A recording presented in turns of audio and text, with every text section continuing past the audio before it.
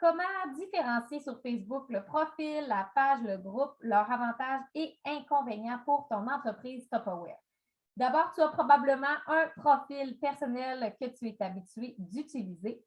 C'est un profil sur lequel tu as déjà tes contacts, ton entourage, les gens que tu connais. Donc, c'est vraiment une belle ressource pour t'aider à démarrer ton entreprise parce que tu communiques déjà avec les gens que tu connais sur ton profil.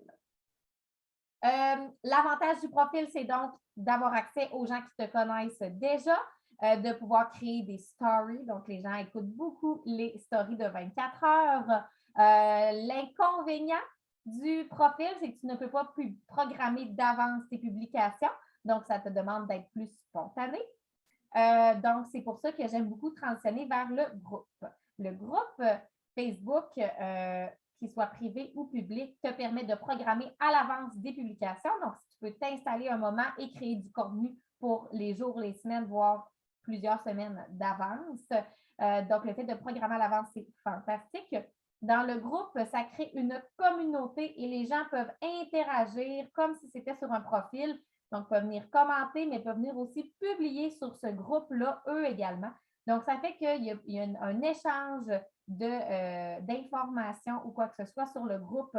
Donc, c'est vraiment l'esprit de groupe et de communauté qui est mis de l'avant sur nos groupes Facebook. Ensuite de ça, il y a la page professionnelle. Il y a aussi une fonction business avec laquelle tu peux programmer à l'avance. Je trouve peut-être un petit peu plus difficile à manipuler de mon côté.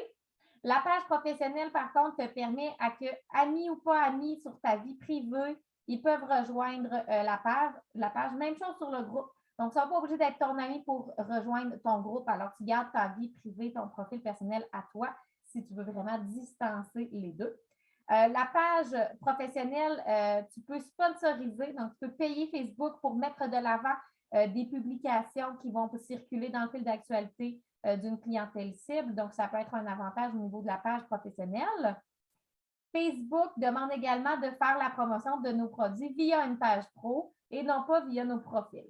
On n'a jamais vraiment vu personne se faire fermer un profil, mais quand on lit, quand on suit des formations, ça pourrait potentiellement, si Facebook se rend compte que sur ton profil personnel, tu fais de la vente, il pourrait fermer ton profil. Comme je te dis, on n'a jamais vraiment vu ça, mais d'avoir une page professionnelle en backup peut vraiment toujours être très pertinent. Donc, pour distancer, comme je te disais, la vie privée de ton travail également. Et d'associer ta page à ton groupe privé. Moi, je trouve que c'est la meilleure combinaison. Donc, tu protèges ton groupe pour éviter toute fermeture inattendue de la part de Facebook parce que là, le groupe est lié à une page professionnelle, mais tu peux publier de ton profil personnel pour pas toujours faire la transition vers la page pro. Je trouve que la page pro obtient moins de visibilité sur Facebook quand on ne paye pas. Donc, pour être mise de l'avant, les pages, c'est vraiment avec le sponsor, le fait de payer quoi que ce soit. Donc, c'est plus difficile pour une page de rouler dans le fil d'actualité des gens à long terme versus le groupe parce que sur la page, personne ne peut aller publier dessus. Donc, c'est toi qui publies, les gens peuvent commenter, peuvent aimer, mais les gens ne peuvent pas publier sur ta page comme ils le peuvent sur ton groupe. Donc, il y a moins d'échanges avec la page.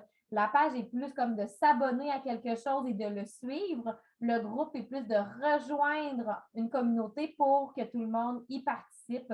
Alors, c'est vraiment deux façons d'utiliser Facebook différentes.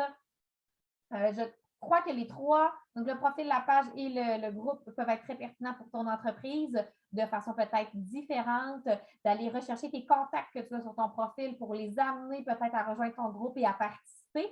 Puis la page peut peut-être être plus pour attirer des nouveaux clients, des gens que tu ne connaîtrais pas dans un, je te donne un exemple en réseautage d'affaires, donc pour aller chercher des gens que tu ne connais pas dans ta vie privée, mais que tu veux quand même les ramener à ta communauté, peuvent transiger par la page pro.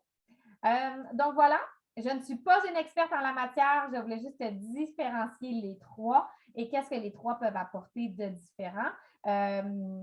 Et c'est ça, que si tu as des questions, n'hésite pas, mais j'espère que ça t'a aidé un petit peu à éclaircir le tout.